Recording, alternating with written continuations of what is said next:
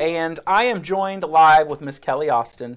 Hi. You know her, you love her. I got to know her back in the museum days. Wow. Museum and Performing Arts Society. And Yes. Wow. Everything. That was a couple kids ago. You are so involved in the community. It's amazing.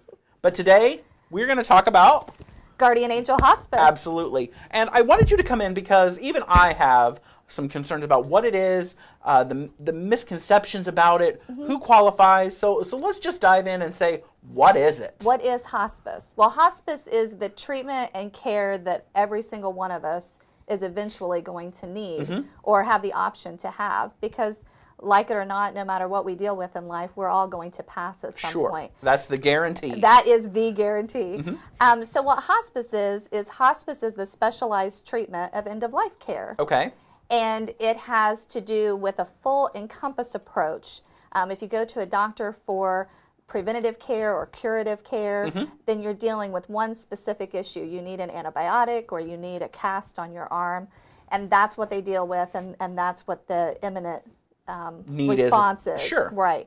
But what hospice care is it takes care of your entire well-being. Sure. So it looks at your pain, your symptom management with nursing care. It looks at your personal needs as far as needing like a home health aide to help you care for your home and your personal body needs. To make sure that life is still going on comfortably. Exactly. Okay. And then it also looks at, what do you need to do as far as socially, as far as your paperwork, end-of-life paperwork, advance directives, and getting your funeral in place, and making sure those things are taken care of.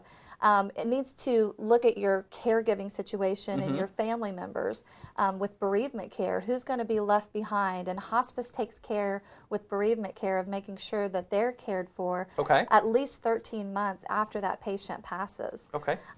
We also work with volunteers. I don't know how we would do this without our volunteers. And there are so many. But you can check off the boxes as far as this person needs this for pain control and this person needs this medication to manage this system. But every unique situation, I mean, my family's different than your family, is different than so-and-so's family. And so with our volunteers and with our social workers and with our chaplains, we're able to address all of that, not just the actual physical needs. It's emotional and spiritual as well. Because let's be honest, when it comes to that need, everybody doesn't like to talk about it. You and I were kind of just Absolutely. It's the white elephant in the room. And it becomes so stressful that you're focusing on, oh my gosh, do I have this done? You guys can come in literally and say, okay, here's your checklist. This is what we need to do. We need to keep you organized. We need to keep you focused. And we need to keep the care. Well, and we just got the best compliment the other day. And, when you hear these sentences, it just takes you back and it just makes you so appreciate every moment that you get to help take care of someone. And their comment was, it was exactly what you told me it would be. And so how can that, how can you take anything more than that to heart? Because you've prepared them and they were at ease and they felt comfortable. And it's all about choices and being in control of your choices and having options. And that's what hospice does with a huge variety of different people and different chemistry and different relationships. Because honestly, it is about building those relationships. Absolutely. And it is about even more so than just the patient. It is the family, like you were talking about before, because this is a stressful time. Oh, very stressful.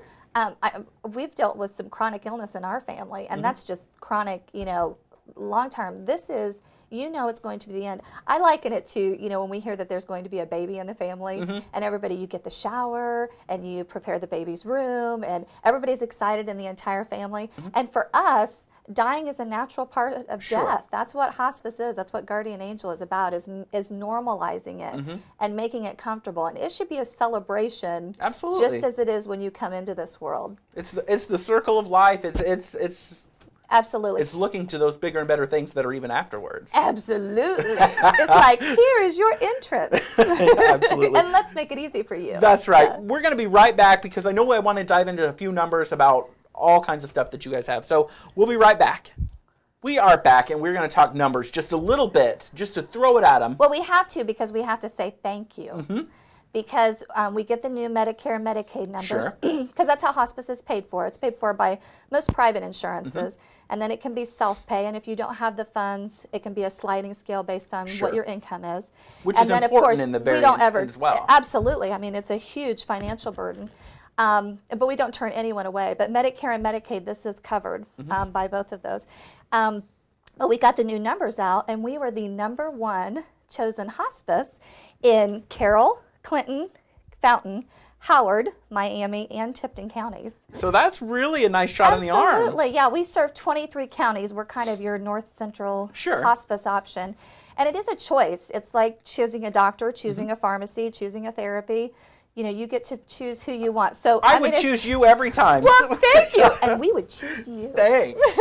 But no, it means a lot that people see how genuinely we love people and how we want to care for people, and that they do choose us. And as a It's sidebar, though, it's nice to have people in place like yourself. And I know we've known each other for years. Right. But it's nice to have that friendly face that's been in the community, that works in the community, that plays in the community, that you can actually talk to. Because let's be honest, when you're talking about this stuff, it's not pleasant. No, it isn't. And it's nice hard. and it's nice to have those friendly faces that you've known, that you've seen, and that you've worked and played with as well. Well, and people that truly care about the community. I mean, it's yes, we're talking about numbers and how many patients we serve, and you know, we're so proud. I mean, we've served over 4,000 patients in this community over the past 10 years. That's how long we've been in business. But our 5 owners, all these ladies started this company because they thought that hospice could be done better and with more compassion. And so every person that works with us, you know, has that love and that intensity. And, you know, you don't get into hospice if you don't want to help people. Right, and right, because that's what it is. Yeah, and it comes across that way, and people feel that, and that's why they do choose us, and we just appreciate it. And you were talking about insurance, but actually who does qualify? How does that work? Well, hospice is an end-of-life care, so the legal kind of terminology is that someone has to be diagnosed with a terminal illness, which means if that disease progresses within the natural course, they would pass within about 6 months. And that's when you kind of know that it's time. I gave you a sheet during the break there. And we're going to put that on our Facebook page with the video, because this is so much information, and this answers a lot of those questions. It does. It kind of lets you know disease by disease when it is that you get to that qualifying state where I might be able to get this help. The main thing is that you have to be ready, that you want to go into what we call palliative care, which is comfort care. You're done trying to cure everything, and you know that you want to get things in place. Sure. You want to not have to run to the doctor and go have this test and that test. You want to either have that care in your home, or you want to have it at the hospital or in the nursing home. We can come to wherever you are. But the main thing is that you're ready to feel that comfort and to get those people in place, like you said, and build those relationships. If we can have patients for the entire 6 months, imagine, I mean, we've known each other off and on, but we haven't seen each other in years. Right, absolutely. But imagine if we could spend the next 3 months together, and I could get to know your family and you could get to know my family again, how much stronger our relationship would be, and how much more I would know about your intimate details, and how much easier it would be for me to provide concise care and quick care and comprehensive care, as opposed to being contacted 3 or 4 days. We can help anybody up until the last hours, but if you have that longer extended period of time, it just makes it so much more smooth, because the patient and the family is so much more comfortable with us. And let's be honest, if somebody's in your corner, if somebody's on your side or on your team actually doing the legwork, that gives even more time with the family to spend as that family, as that unit. Absolutely. Not worrying about... If we're making sure that you have the bed that you need, if we're making sure you have the mattress and the and medications. Have those connections. Yes, and if we have our nurse practitioner coming into the home, if you happen to get a cold, instead of you finding transportation and going to the doctor and coming back and going to the pharmacy, then you get to sit there and go through the photo albums, and you get to talk about the memories and play a board game and listen to music, and that's what we want. We have people that are, it's spring, so they're traveling to Florida, and our social workers set up trips for them to switch to another hospice when they're traveling, and then they come back, and we have respite care, and I mean, just call and let us help. Please, and that's what we want to do. That leads us into, how do they get a hold of you? Well, funny little way that you asked that. They can call us at 800-338-4043.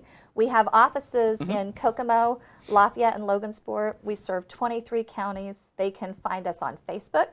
They can find us on Pinterest now. Wow, nice. Soon to be Twitter, if I can find out how to talk in concise sentences. Oh, I'm in love with Twitter.